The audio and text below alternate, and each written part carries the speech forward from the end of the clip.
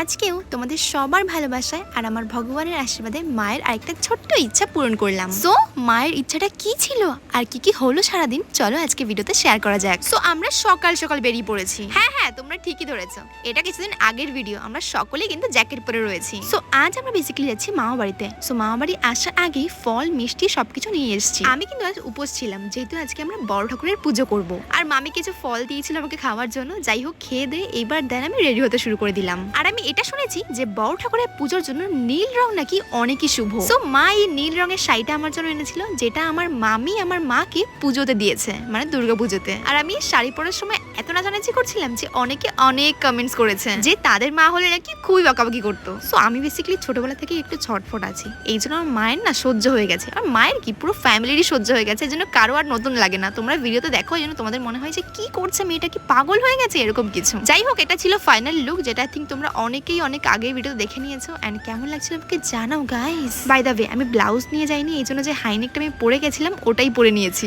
আর দেখো রাস্তায় শুট করতে হলে কত স্ট্রাগল করতে হয়। যাই হোক, নাচতে নাচতে হেলতে দুলতে আমরা পৌঁছে গেছিলাম সেই পুজোর ওখানে, যেখানে গিয়ে দেখলাম এত লোক, মানে কত লোক পুজো করছে। আর আজ ছিল বড় ঠাকুরের পুজো, মানে শনি পুজো। আর এখানে পৌঁছেই আমার মামি সবার সাথে আমাকে ইন্ট্রোডিউস করলো অ্যান্ড আমি ব্রাহ্মণের সাথে কথা বললাম অ্যান্ড দেন ভালো করে মন্দিরে প্রণাম করে নিলাম। আর ব্রাহ্মণ মশাই আমাকে জিজ্ঞাসা করছিলেন যে আমি কিসে পড়ছি বা কি করছি জীবনে, আর কি ইচ্ছা আছে সব বলছিলাম আমি এখানে। আরে দাঁড়াও বলছি যে আমার মায়ের কি ইচ্ছাটা আমি পূর্ণ করেছি। অ্যান্ড তার আগে চলো পুজোয় বসা যাক। এখানে কিন্তু পুজোয় অলরেডি বসে গেছে অ্যান্ড আমিও কিন্তু পুজো করতে বসে গেছি। অ্যান্ড পুজোর মধ্যেই ব্রাহ্মণ মশাই ডেকেছিলেন যে কাদের কি ইচ্ছা পূর্ণ হয়েছে ভগবানকে বলার জন্য। আর যেমন কি আমরা এখানে ভগবানকে বললাম, আর তোমাদেরকে বলে দিই যে মায়ের কোন ইচ্ছাটা আমি পূরণ করতে পেরেছি। দেখো, মা কিন্তু এখানে এসে আগেও পুজো করেছে, কিন্তু আমি কোনোদিনও এখানে এসে পুজো করিনি, মানে মামা বাড়িতে এসে বড় ঠাকুরের পুজো করিনি, কিন্তু আমাদের বাড়িতে খুব বড় ঠাকুরের বড় করে পুজো করা হয়। সো মা বেসিক্যালি ভগবানকে এটাই বলেছিল যে আমার মেয়ে, মানে আমি যদি কোনোদিনও ইনকাম করতে পারি তাহলে আমি এখানে উপোস থেকে পুজো করব আর এখানে কিছু টাকাও দেবো। সো হ্যাঁ, সেটা আমি আগেই বলেছি যে তোমাদের ভালোবাসায় আর ভগবানের আশীর্বাদে সেটা এখন পূর্ণ হয়েছে।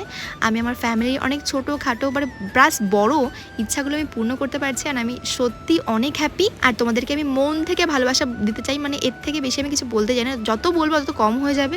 যাই হোক, ভগবানকে আর ব্রাহ্মণ মশাইকে ভালো করে বলে আসলাম সব কিছু, আর মনটা পুরো হালকা হয়ে গেল। সো বেসিক্যালি ব্যাপারটা কিন্তু আমি আগে জানতাম না, আমার মা কিন্তু পরে আমায় বলেছে, মানে পুজো যেদিন আমি পুজো করতে আসবো তার কিছুদিন আগেই আমাকে মা এই ব্যাপারটা বলেছে। হ্যাঁ, আমার মায়ের সব দিনই একটু ইচ্ছা ছিল যে আমার মেয়ে নিজের পায়ে দাঁড়াবে, নিজে ইনকাম করবে আর ফ্যামিলিকে সাপোর্ট করতে পারবে, মানে ইচ্ছা ছিল যে আমি ইনকাম করবো সব দিনই। আর এই ইচ্ছাটা আমার ছোটোবেলা থেকে ছিল।